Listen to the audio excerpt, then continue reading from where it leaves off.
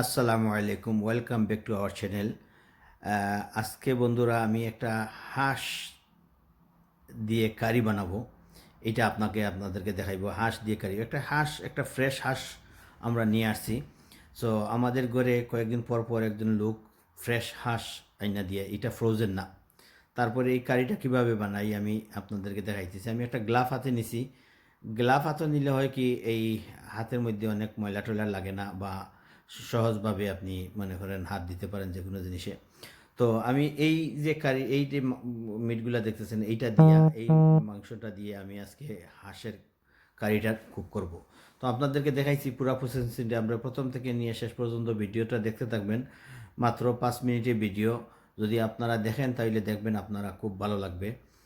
এটা ফ্রোজেন না, এটা ফ্রেশ। একজন লোকের মাধ্যমে আমরা এই হাঁসটা সংগ্রহ করছি, উনি আমাদেরকে দিয়ে গেছে। তো আর আমি এখন শুরু করি কিভাবে কুক করি। আপনারা দেখে আমার মতো করে আপনারাও কুক করতে পারবেন। তো আমি এখানে কতটুকু তেল দিলাম, 2 চামচ তেল দিলাম। তারপরে আমি কিছু গার্লিক নিছি। এই গার্লিক, ফ্রেশ গার্লিক আমি কাইটা ছোটো ছোটো করে এগুলা আগে কিউব করে রাখছিলাম। তো আমার এখানে 2টা কিউব আমি ইউজ করছি। তারপরে তেলটা যখন একটু গরম হয়ে যাবে তখন আপনারা দিবেন গার্লিকটা, তখন সহজে হয়ে যায়। তেলটা গরম হওয়ার পরে যদি আপনি দেন তো অতি অল্প সময়ের মধ্যে আপনার গার্লিকটা সুন্দর হয়ে যাবে। তারপরে আমি এখানে বড় বড় 2টা পেঁয়াজ নিছি। এই 2টা পেঁয়াজ, তারপর আগে দেখছেন আপনারা কীভাবে কাটছি, আপনারা সবাই কাটা জানেন। তো এইভাবে কাইটা সুন্দর করে আপনারা করবেন। যদি আপনারা ভালো করে কুক করেন তাইলে অনেকে মনে করে ডাক মনে হয় অনেক গন্ধ করে না। ফ্রেশ ডাক যদি আপনারা সংগ্রহ করতে পারেন, ফ্রেশ ডাকের মজাই আলাদা। আপনারা এইভাবে কুক করবেন, দেখবেন আপনাদের ভালো লাগবে। যদি আপনারা কোনো অকেশনালি যদি করেন, ওটাও খুব ভালো লাগবে। তো আমি এখানে কিছু আদা বাটা দিলাম, কিছু রসুন দিছি। এই 2টা মিলাইয়া আমি কিছুক্ষণ এটারে আমি কুক করব। এই কিছুক্ষণ কুক করার পরে যখন আমার রসুনটা একটু লালচে ভাব আসবে, তখন আমার এই পেঁয়াজটা যখন লালচে ভাব আসবে, তখন আমি আমার ওই ডাকগুলো আমি আস্তে আস্তে করে দিব। তো এখানে আমি কিছু গরম মশলা দিছি। এখানে কিছু তেজপাতা, কয়েকটা ডালচিনি আর কয়েকটা এলাচি দিছি। তারপরে আমি এখন আমার ওই মাংসগুলা দিয়ে দিতেছি, এই ডাকগুলা দিয়ে দিতেছি। দিয়ে ওইটা আমি এখন কিছুক্ষণ কুক করব। তো আপনারা যদি এরকম কুক করেন, ডাক আসলে খুবই মজাদার একটা পাখির মাংসর মতো লাগে। আপনারা কুক করবেন, ভালো করে কুক করলে কিন্তু খাইতে অনেক ভালো লাগবে। সুন্দর করে যদি কুক করতে পারেন তো বেশিক্ষণ লাগে না কুক করতে, অনেকে ভয় করে। আর যখন ফ্রেশ ডাক যখন আপনারা নিয়ে আসবেন, যখন তারা দিবে ফ্রেশ ডাক, তখন অনেক সময় ক্লিন করে দিয়ে দেয়।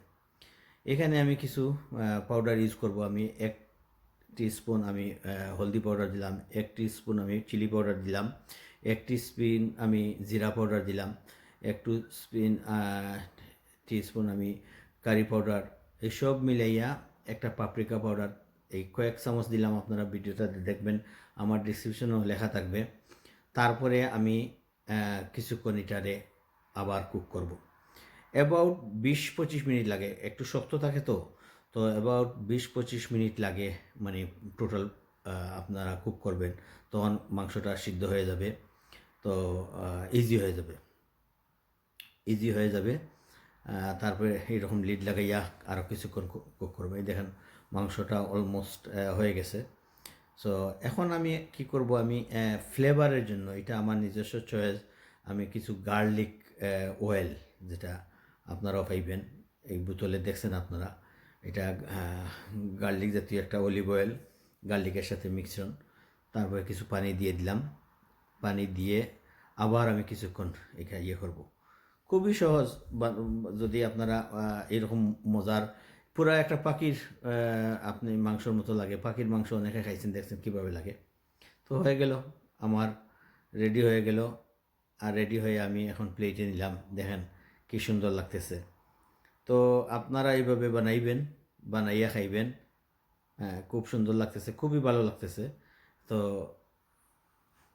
আজ এই পর্যন্ত। আপনারা অনেক ভালো থাকবেন, সুস্থ থাকবেন। আসসালামু আলাইকুম ওয়া রাহমাতুল্লাহ।